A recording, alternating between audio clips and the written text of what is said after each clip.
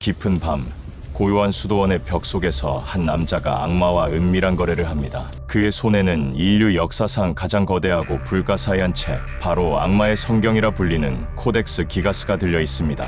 이 책은 과연 하룻밤 만에 악마의 도움으로 쓰여졌을까요? 그 압도적인 크기와 기이한 내용, 그리고 책 속에 숨겨진 미스터리는 무엇일까요? 오늘은 인류의 가장 기이한 유산 중 하나인 코덱스 기가스의 베일에 쌓인 이야기를 깊이 파헤쳐봅니다.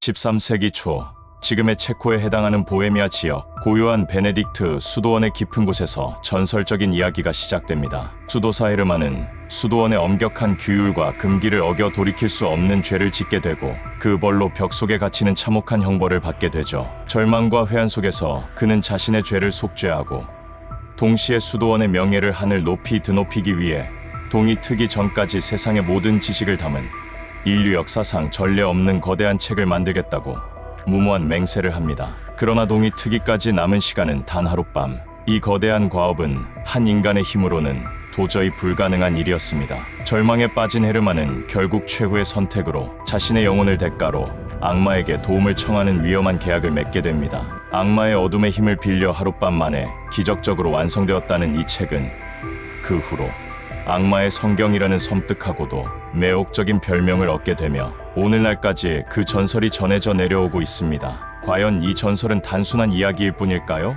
현대의 연구자들은 이 책의 방대한 규모와 놀라운 정교함을 분석하여 이 책이 적어도 5년에서 길게는 20년 이상에 걸쳐 제작되었을 것으로 추정하고 있습니다. 만약 한 명의 필사가가 이 모든 작업을 홀로 감당했다면 그는 일생을 바쳐 이 책을 완성했을 것입니다. 실제로 코덱스 기가스 전체에 걸쳐 나타나는 필체의 놀랍도록 일관된 특성은 이 책이 단 한 명의 필사가에 의해 처음부터 끝까지 쓰였을 가능성을 강력하게 시사합니다. 한 인간이 이토록 방대하고 섬세한 작업을 홀로 해냈다는 사실 그 자체가 또 다른 미스터리라 할 수 있으며 그 필사가의 집념과 능력에 대한 경외감을 불러일으킵니다. 코덱스 기가스는 단순한 책이 아닙니다. 그 압도적인 규모는 보는 이를 경외감에 휩싸이게 합니다. 높이 92cm, 너비 50cm, 두께 22cm에 달하는 이 거대한 책은 무게만 해도 약 75kg에 육박합니다.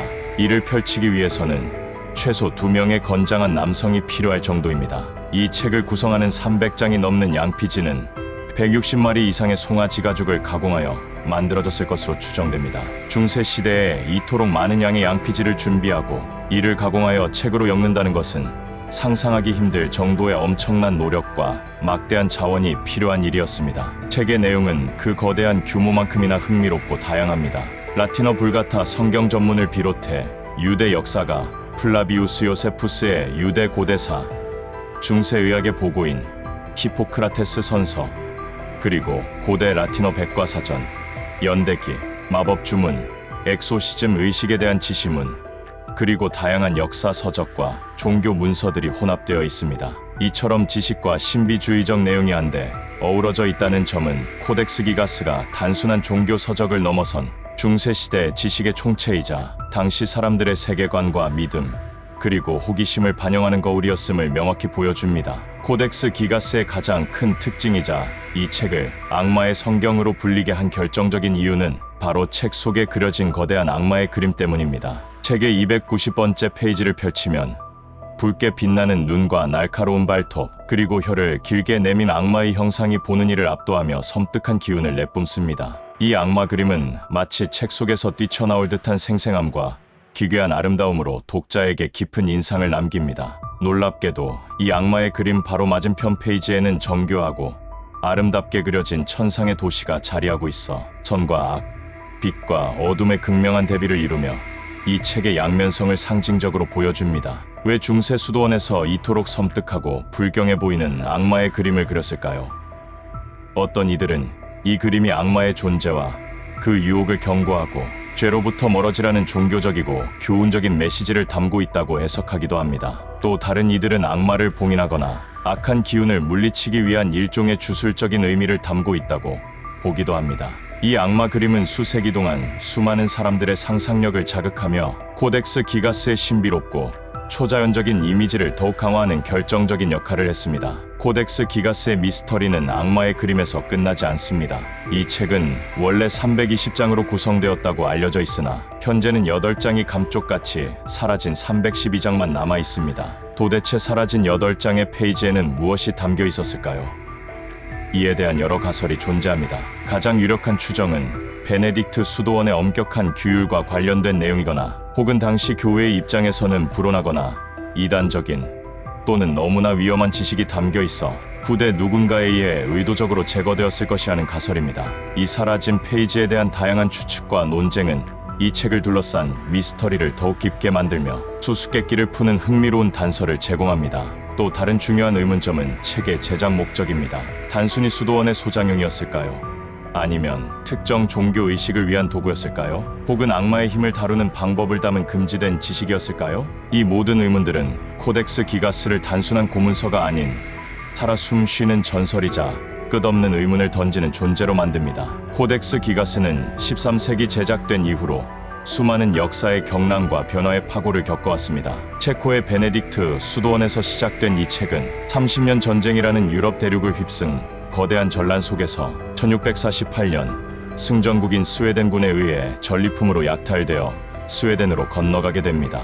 이후 스웨덴 국립도서관에 소장되어 일반에 공개되고 있지만 그 여정은 결코 순탄치 않았습니다. 특히 1697년 스톡홀름의 왕궁이 대규모 화재로 전소될 위기에 처했을 때 이 거대한 책은 불길 속에서 가장 먼저 구해야 할 소중한 보물로 여겨져 창밖으로 던져 겨우 화를 면했다고 전해집니다. 이처럼 파란만장하고 극적인 역사는 코덱스 기가스가 단순한 책을 넘어서 어떤 특별한 운명과 의미를 가지고 있는 듯한 느낌을 줍니다.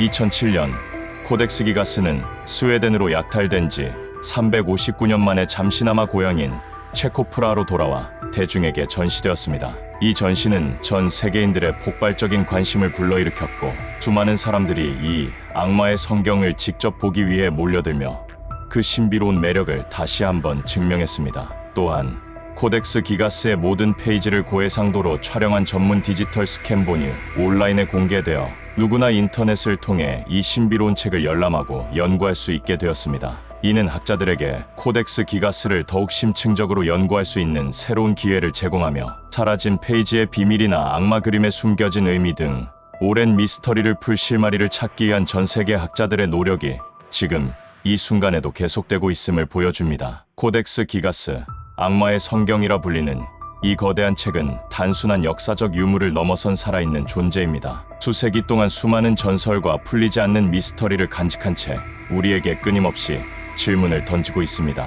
과연 악마의 개입이 실제로 있었을까요?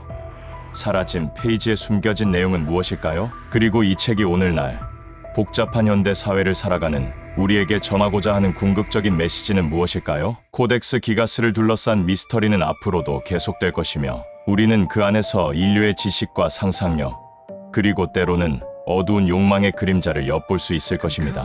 고대인의 지혜와 악마의 전설이 뒤섞인 이 불가사의한 책의 모든 비밀을 과연 우리는 언젠가 완벽하게 밝혀낼 수 있을까요? 혹은 어떤 비밀은 영원히 미스터리로 남아야 하는 것일까요?